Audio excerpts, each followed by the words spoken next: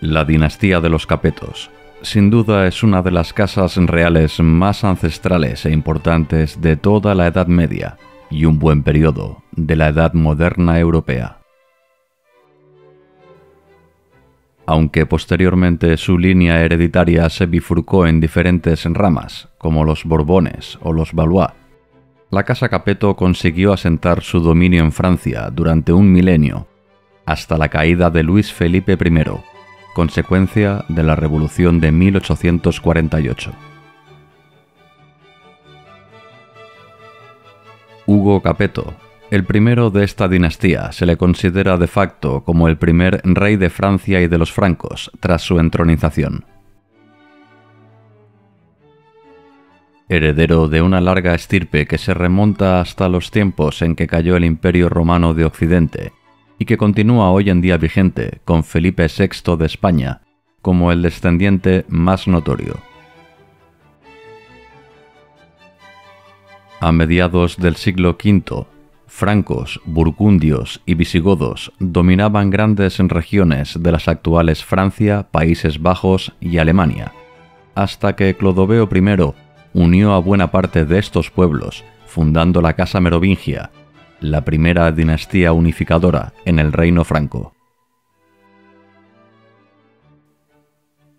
2 siglos y medio después se impusieron los carolingios, con la figura de Pipino el Breve, padre de Carlomagno. Ludovico Pío, principal heredero de Carlomagno, no supo consolidar el sueño de su progenitor acerca de crear una nueva potencia europea, a semejanza del ya extinto Imperio Romano de Occidente.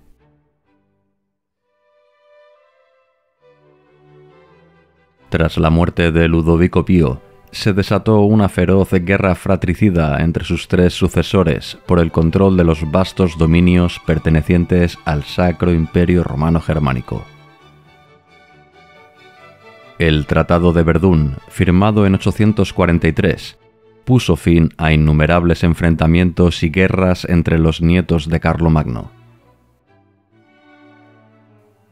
Finalmente, se resolvió dividir el imperio en 3 zonas: la Francia occidental, media y oriental. Fueron unos tiempos convulsos, repletos de enconadas guerras entre iguales por anexionarse un pedazo de territorio ajeno. Esta situación la aprovecharon los feroces vikingos para saquear buena parte de la costa noroeste de Francia, llegando incluso a la mismísima París. El nórdico Rolón el Caminante finalmente hizo realidad el anhelo de su pueblo, conseguir fértiles tierras donde asentarse y prosperar.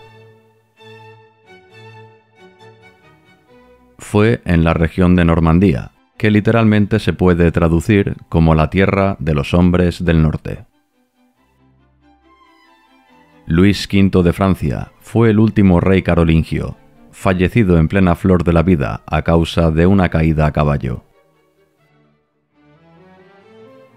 Esta fue la oportunidad que venía esperando desde hacía tiempo la Casa Robertina, un linaje de nobles encabezado por Hugo Capeto, quien se hizo con el control del reino de los francos en el año 987.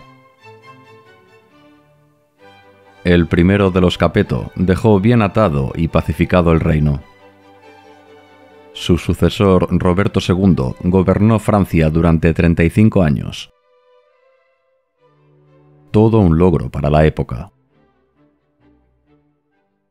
Debemos entender que la monarquía en estos tiempos no se basaba en un poder absoluto del rey sobre el resto de condados y ducados que conformaban Francia.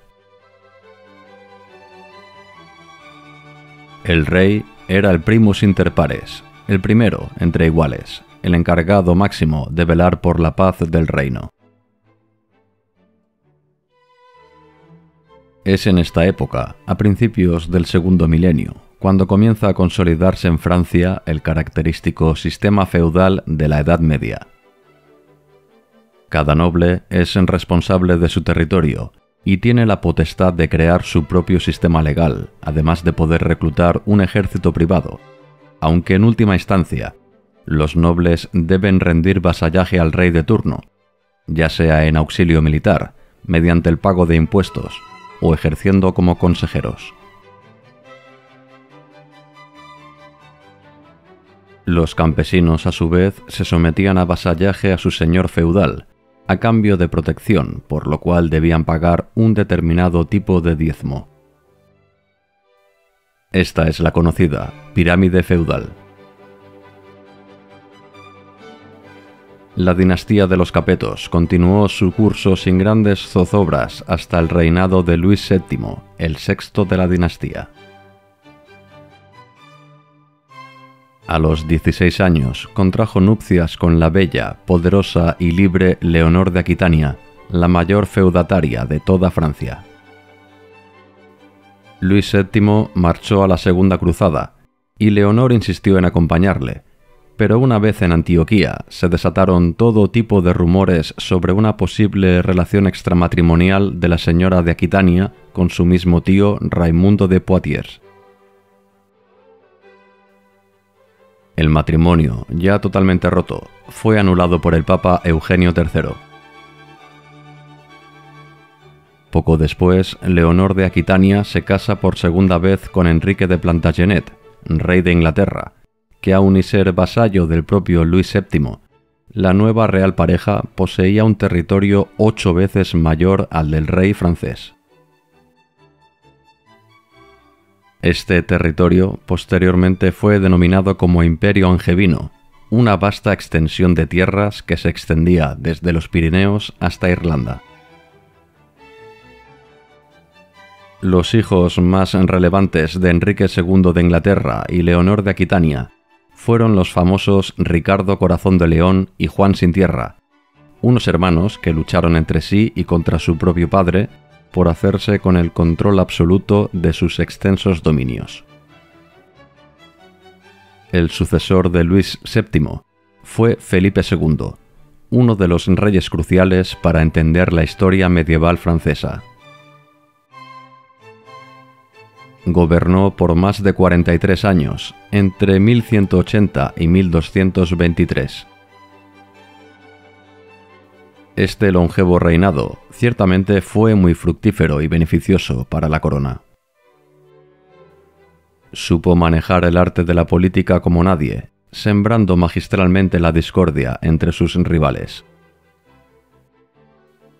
Conquistó buena parte de la Normandía, Bretaña y Aquitania, esta última tierra gracias a las cruzadas contra los albigenses, en detrimento de la corona de Aragón.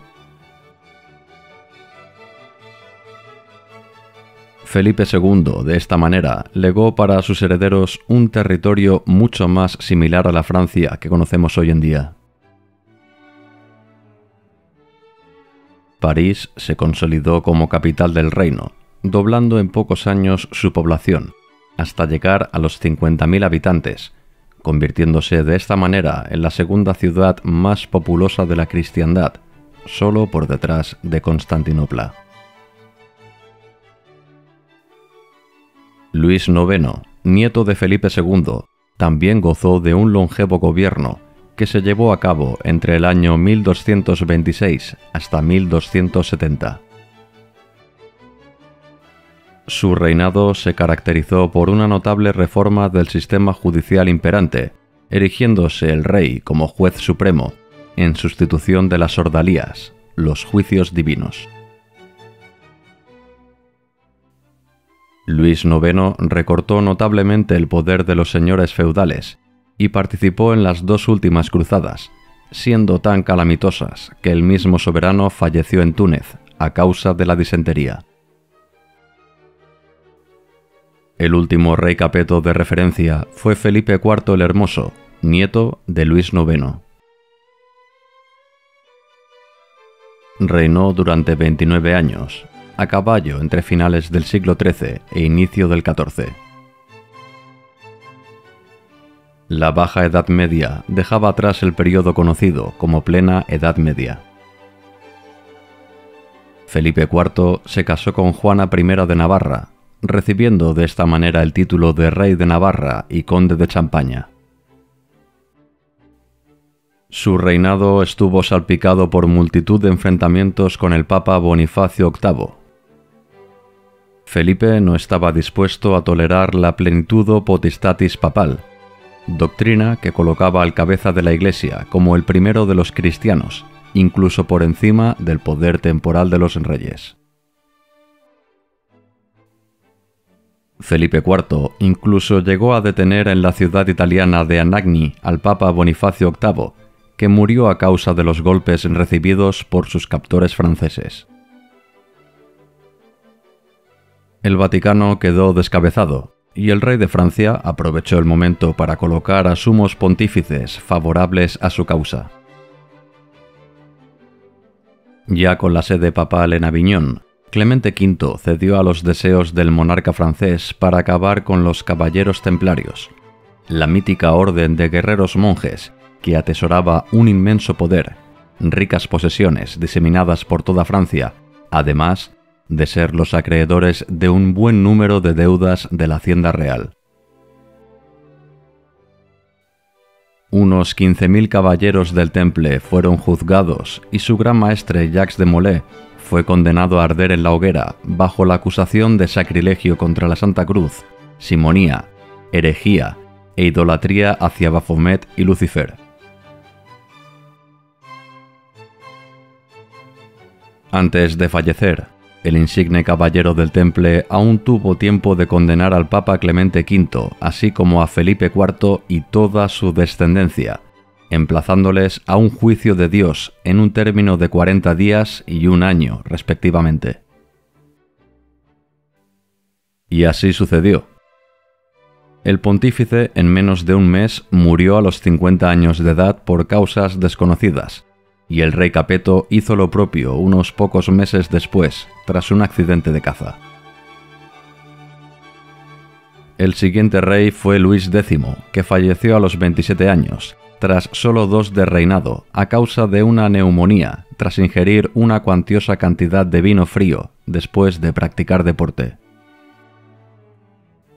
Algunas fuentes dicen que fue envenenado.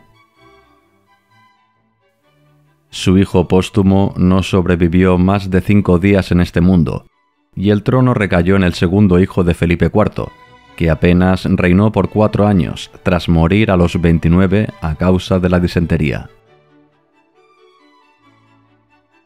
El último Capeto fue Carlos IV, que solo gobernó por un periodo de 6 años hasta febrero de 1328, tras fallecer a los 34 por una misteriosa enfermedad. Ciertamente, parece ser que la maldición de Jacques de Molay surtió efecto. Tras unas sospechas de infidelidad de Margarita de Borgoña, esposa de Luis X, en Francia se comenzó a aplicar la ley sálica, motivo por el cual ninguna de las hijas del último rey Capeto no pudieron gobernar. La ausencia de un heredero masculino entronizó a Felipe VI, primo hermano del último monarca y primer rey de Francia de la Casa Valois, una dinastía emparentada con los Capetos. Eduardo III de Inglaterra también pretendió el trono francés, y este fue el motivo de la conocida como Guerra de los 100 años, el eterno conflicto que enfrentó a Francia e Inglaterra hasta prácticamente el fin de la Edad Media. Esta es una breve introducción a la dinastía de los Capetos, una familia crucial para entender el desarrollo de la Edad Media, no tan solo en Francia, sino en todo el mundo occidental. De esta estirpe surgieron otras ramas secundarias, como los propios Valois, Avís, Braganza o los mismos Borbones. En la actualidad, año 2023, tan solo quedan 2 monarcas europeos entroncados directamente con la Casa Capeto, el Gran Duque Enrique de Luxemburgo, así como Felipe VI de España.